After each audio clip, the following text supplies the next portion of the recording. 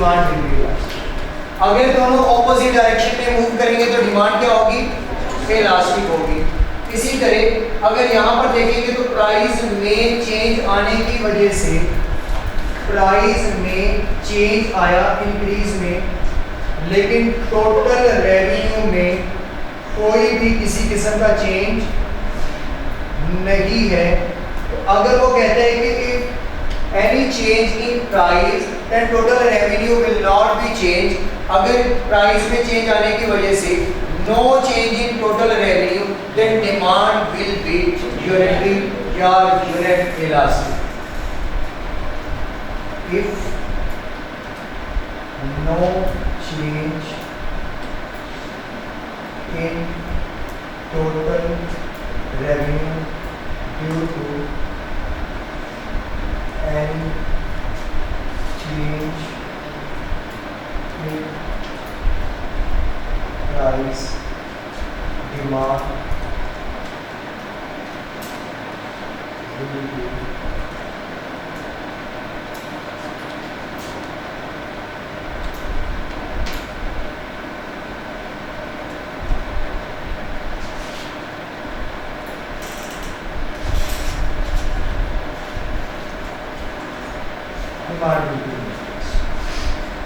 अगर प्राइस में कोई किसी किस्म का भी चेंज आए, उसमें चेंज आने की वजह से टोटल रेवेन्यू में किसी किस्म का कोई चेंज ना आए, तो ये क्या कहलाएगा?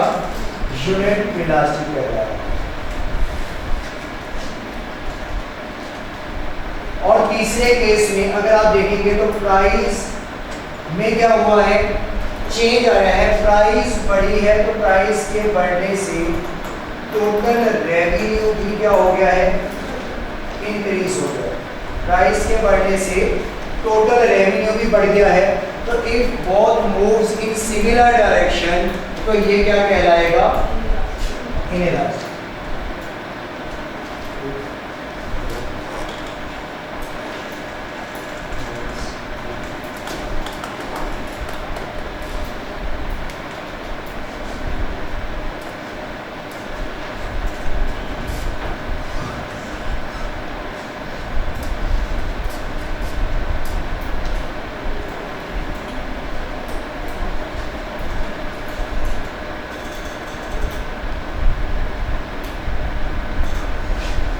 Demand will be elastic. अब अगर हम इनकी एक टेबल की मदद से डायग्राम बनाना चाहें केस 1 की, यानी कि जो हमारे पास इलास्टिक डिमांड है, इलास्टिक डिमांड का कब हमने क्या पढ़ा था कि अगर प्राइस में चेंज कम और क्वांटिटी डिमांडेड में चेंज ज़्यादा आ जाए, तो क्वांटिटी डिमांडेड में चेंज ज़्यादा होगा, प्राइस में चेंज कम होगा, तो प्राइस में चेंज कम, क्वांटिटी डिमांडेड में ज़्यादा, तो ये फ्लैटर कर्व या शैडो कर्व हमारे पास जो है वो बनेगा।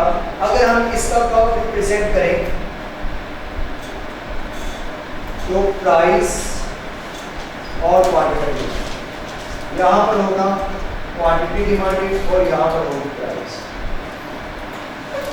अब प्राइस 5 का गैप रख के जो है वो रिप्रेजेंट कर देंगे, 5, 10 और 15, और क्वांटिटी डिमांडेड जो है वो भी 5, 10, 5, 15। अब जब प्राइस थी 10 तो क्वांटिटी डिमांडेड थी 15। जब प्राइस बढ़ गया हो गई 15 तो क्वांटिटी डिमांडेड क्या थी? 6।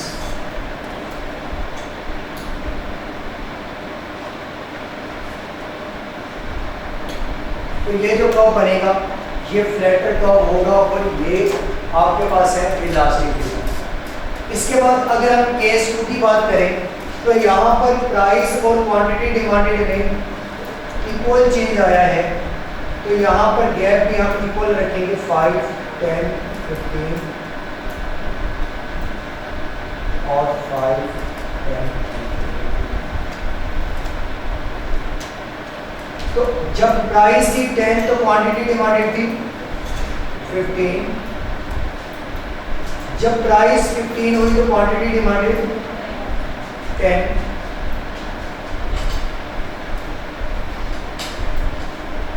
तो ये नॉर्मल टर्म हमारे पास किसका होगा, यूनिट इलास्टिक। इसके बाद लास्ट वन जिसमें इनइलास्टिक है, प्राइस में इंक्रीज ज़्यादा आया है और क्वांटिटी डिमांडेड में डिक्रीज कम, तो ये होगा इनइलास्टिक। ये हम वैसे तो यहाँ से अंदाज़ा लगा सकते हैं कि अगर प्राइस में चेंज ज़्यादा है, क्वांटिटी डिमांडेड में चेंज प्राइस की निस्बत कम है, तो ये क्या है, इनइलास्टिक। लेकिन अगर हमें ये क्वांटिटी डिमांडेड दी ना हो, प्राइस और रेवेन्यू ही डायरेक्ट बता दे कि प्राइस बढ़ रही है और साथ में रेवेन्यू भी बढ़ रहा है, तो फिर उसके लिए हमें रेवेन्यू के अकॉर्डिंग ही से याद करना पड़ेगा कि अगर दोनों सिमिलर डायरेक्शन में मूव करेंगे तो इनइलास्टिक, अगर ऑपोजिट डायरेक्शन में मूव करेंगे तो इलास्टिक, और अगर रेवेन्यू में किसी किस्म का कोई भी चेंज नहीं आएगा तो यूनिट इलास्टिक। अगर हम इसकी डायग्राम बनाएं तो इसकी डायग्राम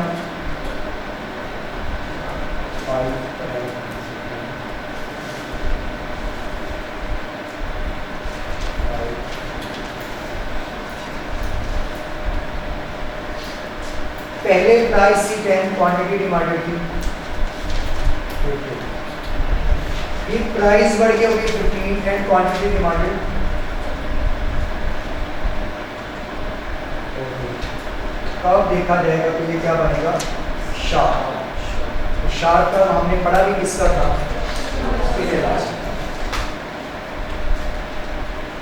अब नोट कर लें इसे।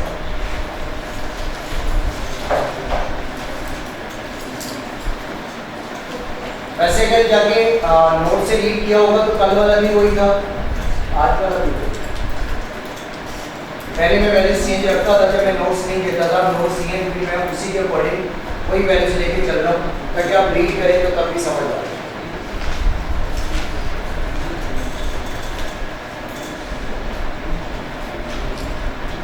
इसको याद करने का कोई एक शॉर्टकट फॉर्मूला भी बनाया जा सकता है। अगर प्राइस और रेवेन्यू ये दोनों आपस में इनका कंपैरिजन दिया जाए तो फिर इनको याद करने का एक शॉर्टकट फॉर्मूला भी बनाया जा सकता है। किसी के माइंड में कुछ आ रहा हो तो, और ये वो आपने वर्ड ऑलरेडी पढ़ा हुआ है।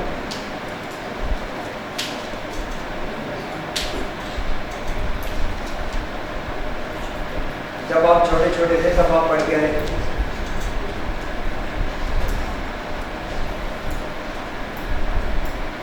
नाइन टेंथ में छोटे छोटे थे ना, अभी पढ़े थे।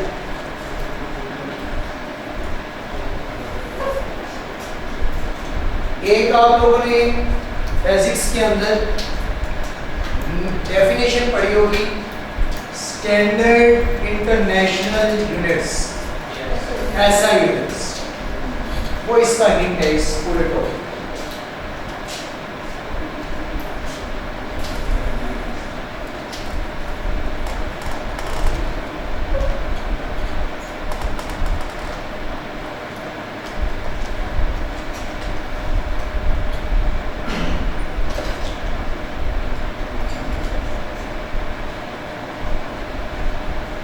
अगर डायरेक्शन सेम है दोनों की तो इलास्टिक, अगर ऑपोजिट है तो फिर क्या होगा, बचा इलास्टिक क्योंकि दूसरे में तो चेंज हो गई।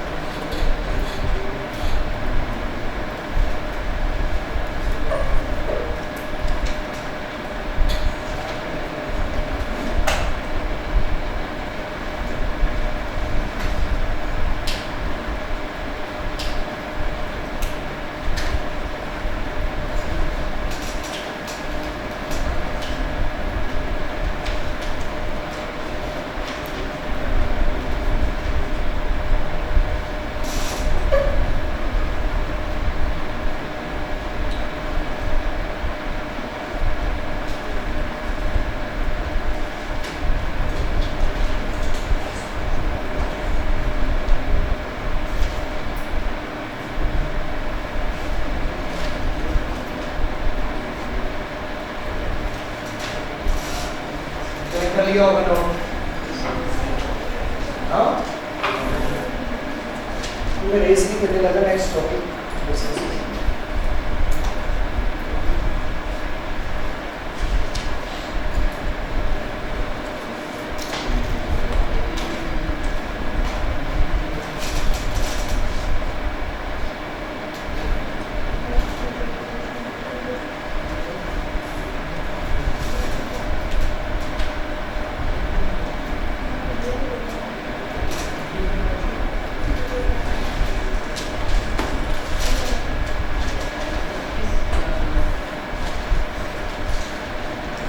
नेक्स्ट है जी ज्योमेट्रिक मेथड। ज्योमेट्रिक मेथड ये भी इलास्टिसिटी ऑफ डिमांड को मेजर करने के लिए ही एक मेथड इस्तेमाल किया जाता है, लेकिन इस मेथड में वो इलास्टिसिटी ऑफ डिमांड को पॉइंट्स की शक्ल में जो है वो आइडेंटिफाई करके या मेजर करके बताता है कि degree of elasticity of demand क्या है। तो ये डिमांड कर्व के ऊपर मौजूद हर पॉइंट को मेजर करके बताएगा कि किस पॉइंट पे degree of elasticity of demand क्या है या price of elasticity of demand क्या। तो मीन्स के यहाँ पर डिमांड कर्व बनाया जाएगा और डिमांड कर्व के ऊपर मौजूद हर पॉइंट का जो आपके पास होगा डिग्री होगी वो डिफरेंट होगी, और ये हर पॉइंट को आइडेंटिफाई करके बताएगा कि किस पॉइंट पे डिग्री ऑफ इलास्टिसिटी क्या है। तो ज्योमेट्रिक मेथड जो है ये मेजर्स करेगा पॉइंट्स में डिग्री ऑफ इलास्टिसिटी, और ये कौन से कर्व के ऊपर, डिमांड कर्व के ऊपर मौजूद हर पॉइंट की ये डिग्री को जो है वो बता रहा होगा, ये मेजर कर रहा होगा। अब अगर ज्योमेट्रिक मेथड में हम प्राइस इलास्टिसिटी ऑफ डिमांड को कैलकुलेट करें तो इसका फॉर्मूला है कि लोअर पार्ट ऑफ डिमांड को divided by upper part of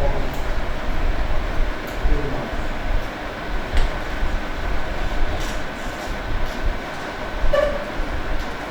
lower part of the demand curve divided by upper part of the demand curve. अब इसके लिए हमें सबसे पहले जो है वो डिमांड कर्व बनाना होगा।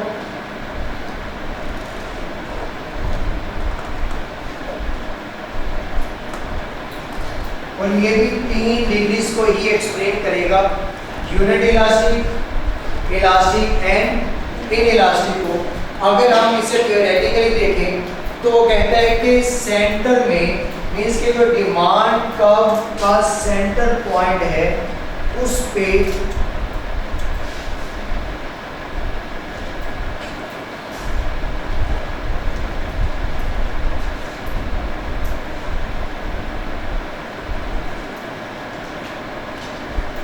जो डिमांड कर्व का बिल्कुल सेंटर पॉइंट है ये रिप्रेजेंट करता है यूनिट इलास्टिक। ये रिप्रेजेंट करता है यूनिट इलास्टिक को। और अगर हम सेंटर से अबव मूव करेंगे तो वो जो भी पॉइंट यहाँ से यहाँ तक आएगा तो वो रिप्रेजेंट करेगा, मीन्स जैसे ही हम यहाँ से यूनिट इलास्टिक से अबव मूव करेंगे तो ये सारे का सारा एरिया जो है ये रिप्रेजेंट कर रहा होगा इलास्टिक। यहाँ पर जो प्राइस इलास्टिसिटी ऑफ डिमांड होगा वो ग्रेटर देन 1 होगा। यहाँ पर price elasticity of demand is equal to 0 होगा। और अगर हम इससे बिलो मूव करेंगे यूनिट इलास्टिक या सेंटर पॉइंट से तो ये सारे का सारा एरिया रिप्रेजेंट करेगा, सॉरी,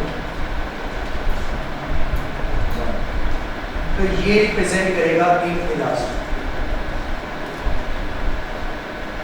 और यहाँ पर प्राइस इलास्टिसिटी ऑफ डिमांड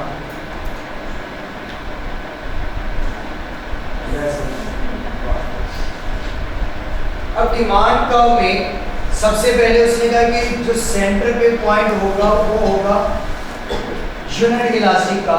अगर इससे अबव जाएंगे तो demand will be elastic and if we move from centre to below तो demand will be inelastic. Demand क्या होगी? Inelastic. अब मैं यहाँ पर एक पॉइंट ड्रा करता हूँ। एक पॉइंट है मेरे पास ए, उसके बाद पॉइंट यहाँ पर एक बना लेता हूँ, वो है पॉइंट बी।